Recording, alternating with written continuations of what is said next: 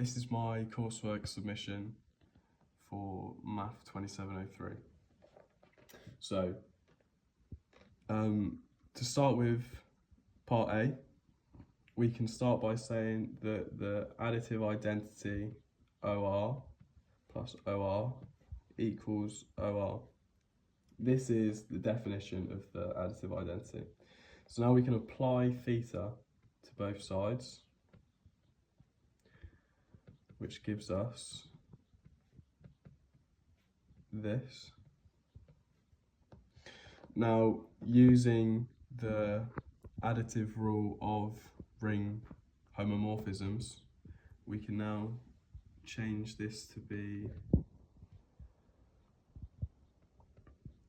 theta of OR plus theta of OR equals theta OR. Now if we minus theta OR from both sides, we get theta OR equals the additive identity in S. This is because theta maps elements in R to S, and the same element in S minused against itself will get the additive identity in S, so that is proved. So part B wants us to prove that theta acting on minus R equals minus theta acting on R, when R is an element inside of the ring R.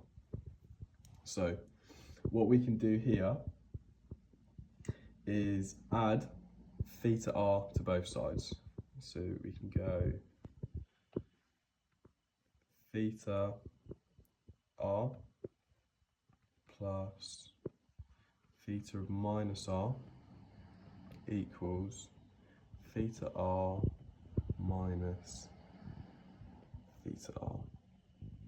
So on the left hand side, we can use the same additive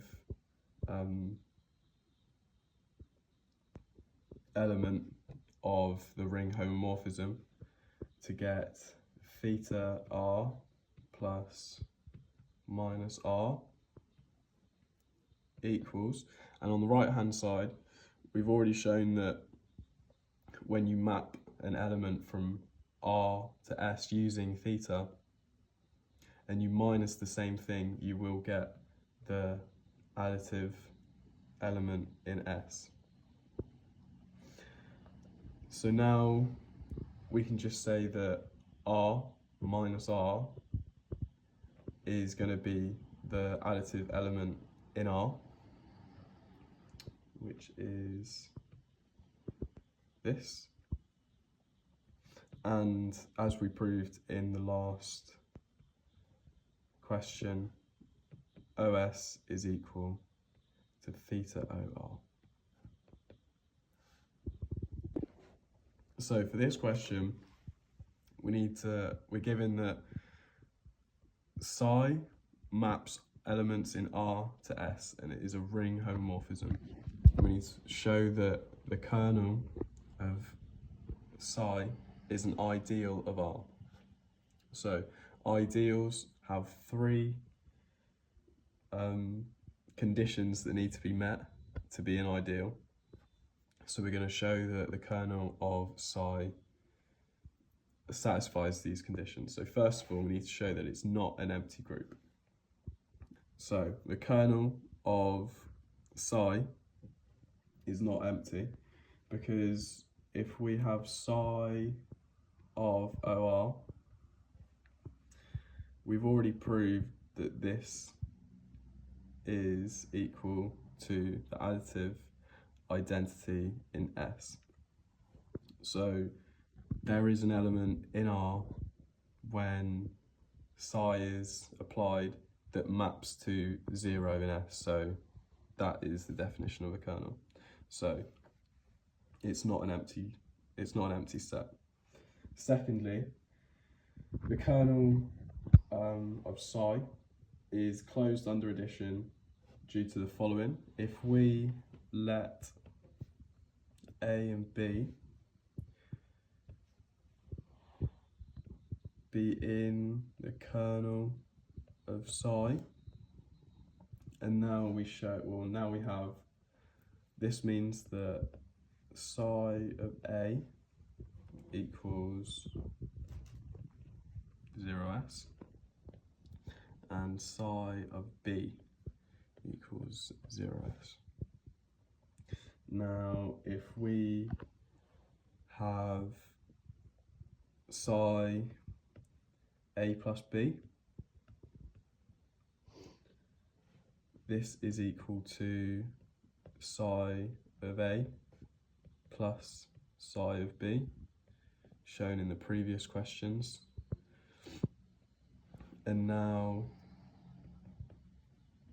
this is just going to be additive identity in S plus additive identity in S, and we know that this is just the additive identity in S.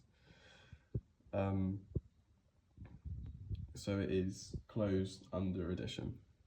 Finally, we need to show that any element in R multiplied by an element in the kernel of phi is in the kernel of phi. So we can do this by saying phi RA,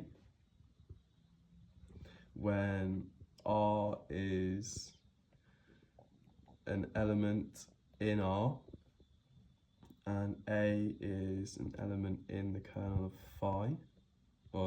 psi, and this is equal to psi R times psi of A.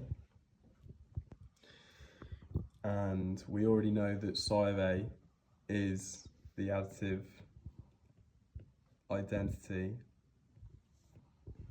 in S,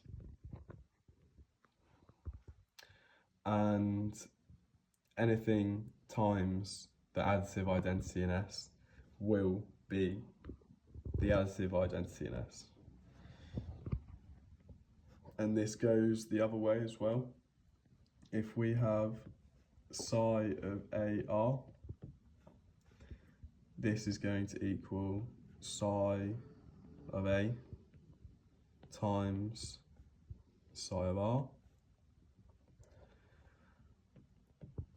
and as we've shown above, this is going to be additive identity S times psi of R, and this is just going to be